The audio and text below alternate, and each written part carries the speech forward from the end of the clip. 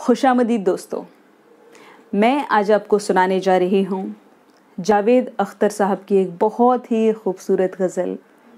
इस गज़ल को सुनकर ऐसा लगता है जैसे उनकी माशूका बहुत ही मजबूर रही होंगी और जावेद साहब के दिल में ये मलाल रह गया कि अगर वो थोड़ी हिम्मत दिखा पाती तो दो प्यार करने वालों की तकदीरें बदल सकती थी।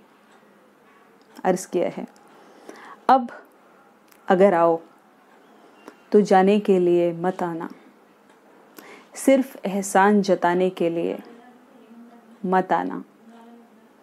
मैंने पलकों पर तमन्नाएं सजा रखी हैं, दिल में उम्मीद की 100 शम्में जला रखी हैं।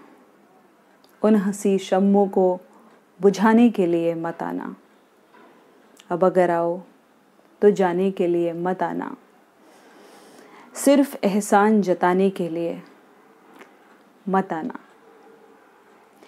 प्यार की आग में जंजीरें पिघल सकती हैं, चाहने वालों की तकदीरें बदल सकती हैं। तुम हो बेबस, बताने के लिए मत आना। अब अगर आओ तो जाने के लिए मत आना, सिर्फ एहसान जताने के लिए मत आना। अब तुम आना जो तुम्हें मुझसे मोहब्बत है कोई, मुझसे मिलने की गर तुमको भी चाहत है कोई। तुम कोई रस्म निभाने के लिए मत आना।